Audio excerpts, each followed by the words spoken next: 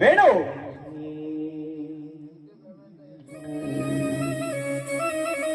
ಇದು ಮೂರು ದಿನದ ಸಂಧಿ ಸಂಧಿಯಲ್ಲಿ ಚಿಂತಿಗಳು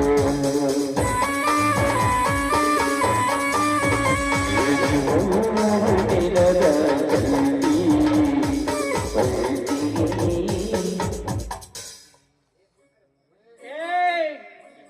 ಯಾರು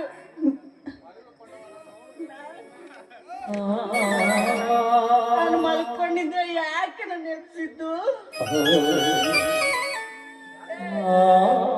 ಯಾರ್ ನೀವು?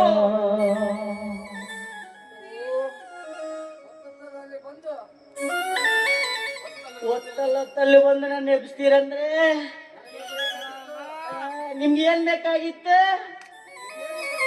ಇದೇನು ವೇಣು ಹೀಗೆ ಹುಚ್ಚನಂತೆ ಮಾತನಾಡುತ್ತಿರ್ಬೇಲ್ಲ. ನಾನು ನಿನ್ನ ಭಾವ ಭವಾನಿ ಶಂಕರ್ನಲ್ಲವೇ? ಇವಳು ನನ್ನ ತಂಗಿ ಭೂಮಿಕಾ ನಿನ್ನ ಸತಿಯಲ್ಲವೇ?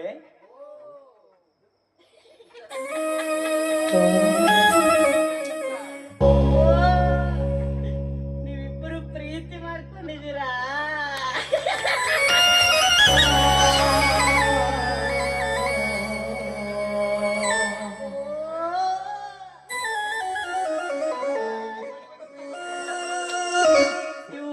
ಬಂದ ಪ್ರೇಮಿಗಳಲ್ಲ. ನೀನು ಚೆನ್ನಾಗೈತೆ, ಮಜಾಯ್ತು ಮಜಾಯ್ತು.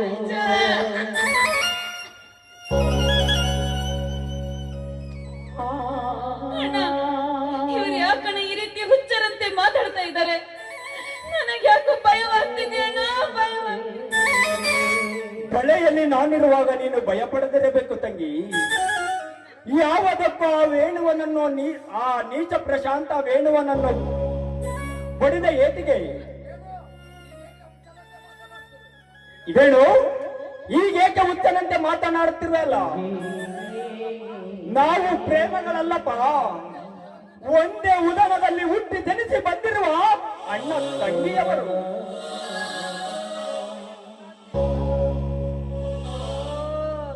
ನೀವಿಬ್ಬರು ಗಂಡ ಹೇಳ್ತೀನ?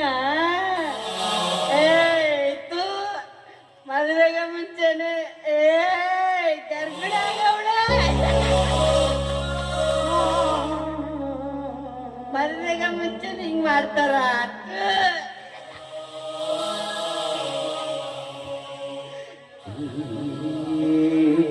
ಅಣ್ಣ, ನನ್ನ ಪತಿಗೆ ಬುದ್ಧಿ ಭ್ರಮಣೆ ಆಗಿದಂತೆ ಕಾಣುತ್ತದೆ.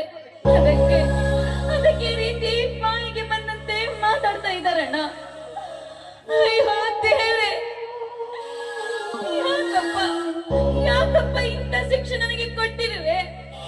ನಾನೇನ್ ಮಾಡ್ಲಿ?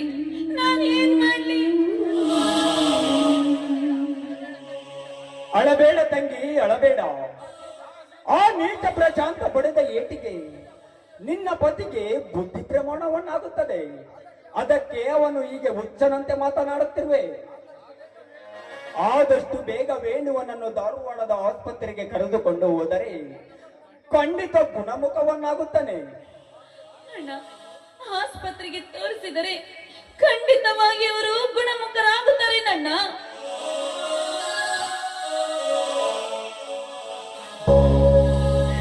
ಆಸ್ಪತ್ರೆಗೆ ಹೋಗ್ತೀರಾ?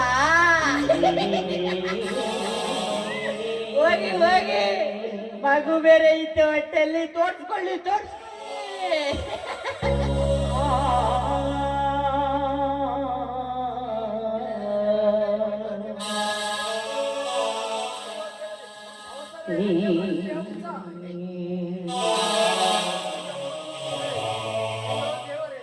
ಅಯ್ಯೋ ದೇವರೇ, ಮುದ್ದಾದ ನನ್ನ ತಂಗಿಯ ಬಾಳು ಸುಂದರವಾಗಿರಲೆಂದು ನಾನೆಷ್ಟು ಕನಸು ಕಟ್ಟಿದೆ.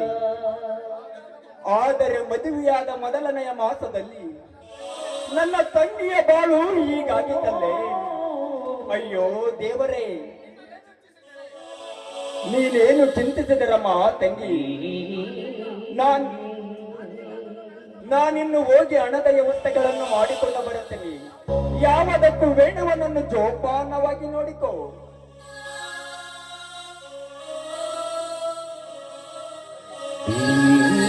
ಬನ್ನಿ ಸ್ವಾಮಿ, ಒಳಗಡೆ ಹೋಗೋಣ.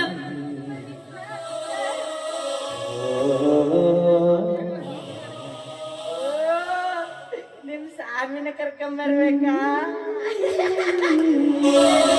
ನಾನ್ ಕರ್ಕೊಂಬರ್ತೀನಿ